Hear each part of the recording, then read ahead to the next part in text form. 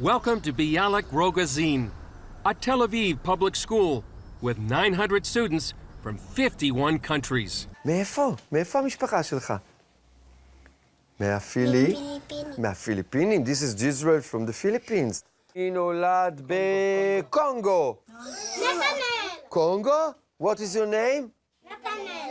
Netanel. Christians, Jews, Muslims, together. Not every day you seeing Arabic kids with Philippine kids go inside the gate together. Not every day in other schools you see the friendship of different kind of kids hanging out together. During Christmas time, we do have the Christmas tree and the Chanukiah, which is the light for the Jewish, and the lamb of the Muslims. The school is located in a neighborhood full of cast-offs, immigrants, and those struggling to make ends meet. Some of the school's children have seen unimaginable horrors, things that would break even the strongest adult. We have kids that are refugees, that they came all the way in the desert. They moved from country to country for 3-4 years. They saw the parents killed just in front of their eyes. A kid that comes sometimes by himself. He doesn't have anyone in the world.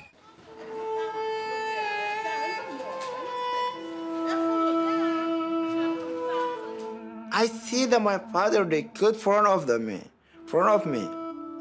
What can I do? I don't know to cry. I don't know what can I do. And I say, no, right now I can lie here.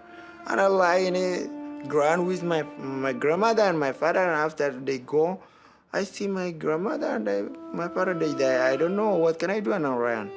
A documentary about the school won an Oscar back in 2011. A team of teachers, social workers, and therapists helped the students adjust to their new lives. They also help the students stay connected to their cultures. As an immigrant, they want to throw away all the symbols and all the traditions. They want to be considered as Israelis. So they're even kind of shame about their origin countries. Racism is not a privilege of Jewish or Muslims. Anyway, we realize that unfortunately, it's something that is kind of built up in human nature. So we are working all the time against it. Most schools in Israel close their doors at 3 in the afternoon, but Bialik-Rogozin stays open from 7:30 a.m. to 10 p.m. so the parents can learn and participate too. When I came to the school, and he approached me that Mr. Nahama, Eli, he wanted to have a choir in different nationalities. So I loved the idea. So I thought of it. So we created this choir, the papas and mamas, and we became family. Empowering the girls takes a special priority. Most of them come from very, very low belief in their abilities and very low self-image.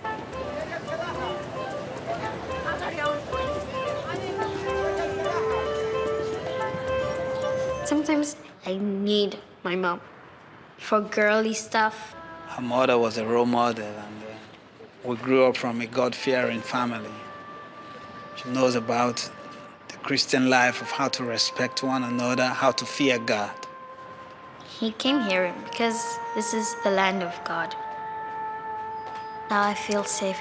None of this would be possible without the many volunteers.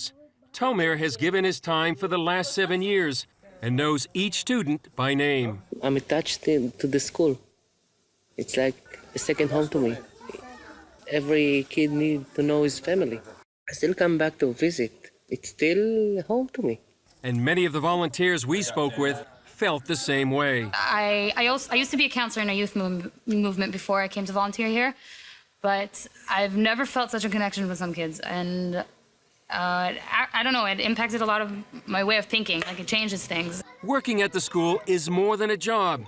It's a calling for many. I'm privileged to run this place that is shown the beautiful face of Israel and Judaism. This is the face of Israel that I believe. Something they teach every day. This is what we try to give them, boxes of tools for life, skills for life. This is why we are lucky, because we are blessed to be able to give and give and give, and we do it with love.